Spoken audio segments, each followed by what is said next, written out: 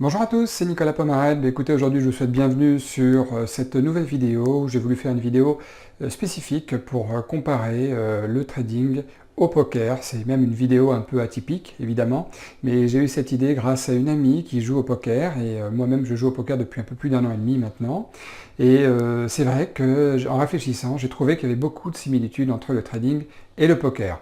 Je vous en parle tout de suite. Alors le poker, les avantages, c'est qu'on peut jouer évidemment dans un cercle de jeu, dans un casino, mais aussi on peut jouer maintenant, depuis qu'il y a Internet, depuis chez soi.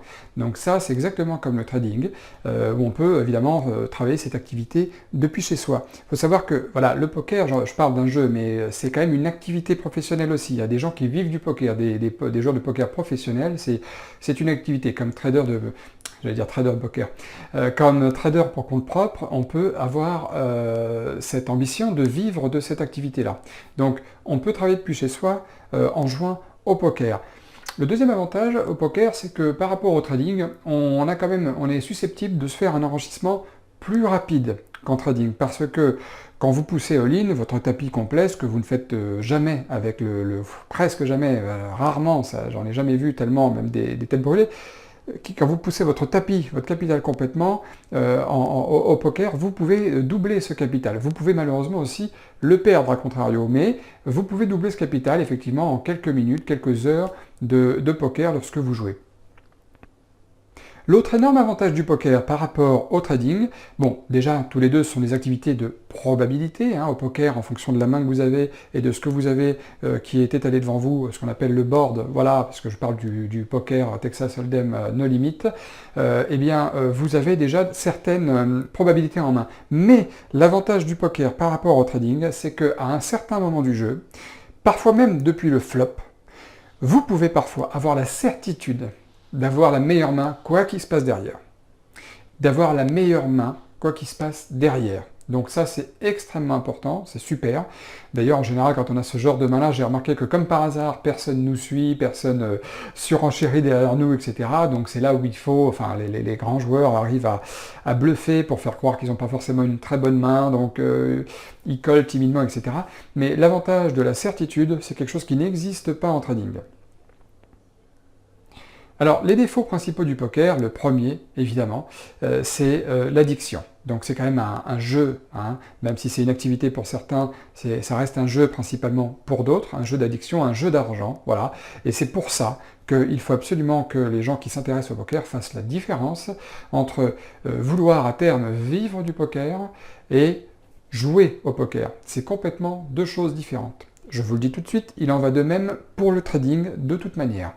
Donc ça, c'est très très important, ce premier principal problème, celui de l'addiction.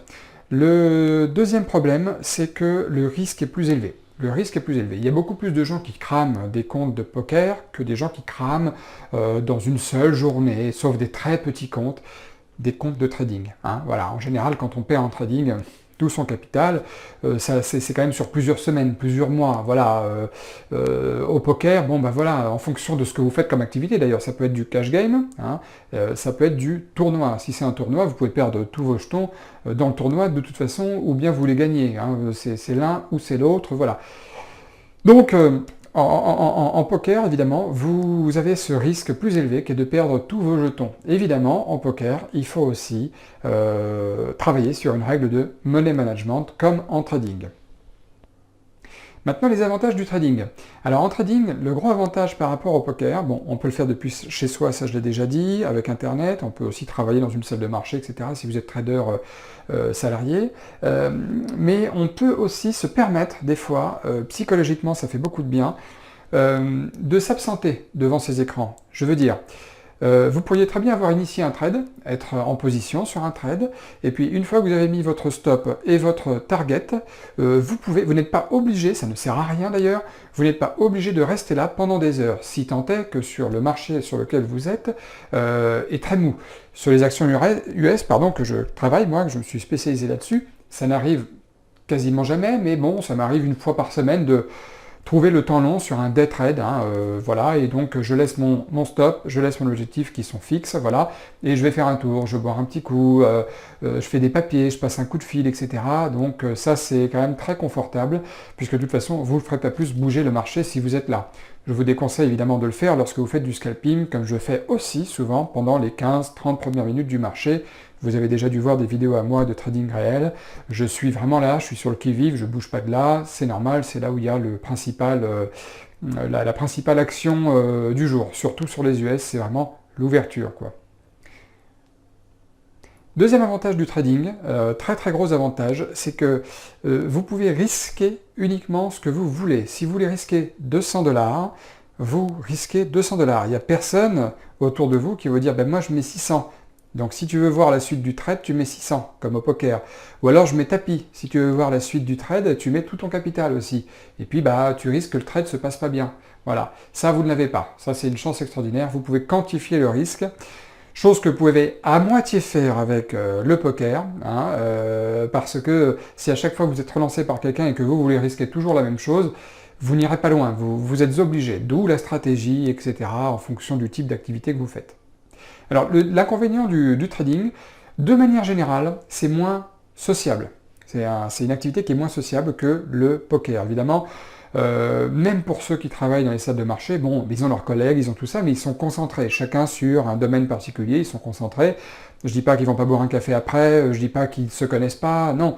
Mais si on en revient au plus courant, à ce qui nous occupe, nous, ici sur la chaîne YouTube, sur Internet, c'est que on en revient au trading à la maison, trader pour compte propre ou au poker online, ce qui souvent sont de plus en plus répandus aujourd'hui. Et effectivement, on est quand même sur un domaine où on est beaucoup plus, j'allais dire, isolé. Tout le monde ne fait pas de trading, tout le monde ne joue pas au poker, mais n'empêche qu'au poker, c'est vrai, par rapport au trading, vous pouvez des fois reconnaître des joueurs, même quand vous ne voyez pas leur visage, vous reconnaissez leur nom, et puis vous pouvez échanger, parler un petit peu avec eux, etc. C'est quand même un peu plus sociable, donc comme activité, tout simplement, quoi, voilà.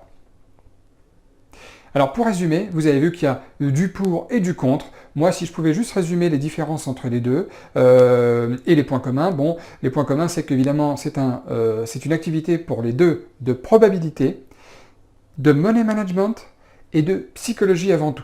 Voilà, ça c'est la chose qui est vraiment importante. La psychologie, ça rejoint énormément de domaines, c'est clair.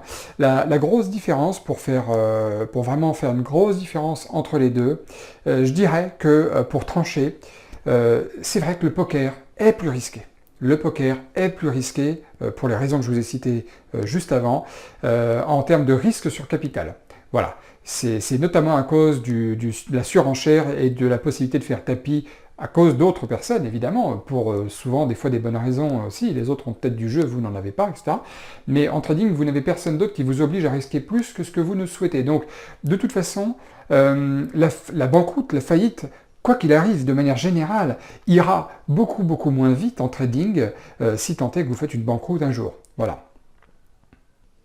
Bon bah écoutez, merci d'avoir regardé la vidéo. Si ça vous a plu, n'hésitez pas à la liker, n'hésitez pas à laisser un commentaire aussi. Je ne suis pas un expert en poker, mais je m'y intéresse beaucoup et c'est vraiment une activité que je trouve très sympa. Et le fait de faire du trading, ça aide aussi, je trouve, pour travailler le poker, de voir le comportement qu'ont les autres joueurs. Je trouve que on remarque, même si je joue beaucoup online, quand même beaucoup de traits psychologiques vis-à-vis des autres joueurs, même si on ne voit pas leur visage.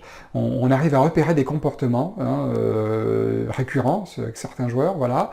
Donc, mais je ne suis pas un expert du tout là-dessus, mais seulement c'est un jeu que j'apprécie énormément. Et puis, bon, bah, laissez un commentaire si vous avez envie. N'hésitez pas à vous abonner à la chaîne. Bon, je suis surtout, moi, spécialiste sur le trading, surtout sur les actions US, donc n'hésitez surtout pas à vous abonner, vous verrez d'autres vidéos. Bah écoutez, je vous dis à très bientôt en tout cas. Ciao, ciao.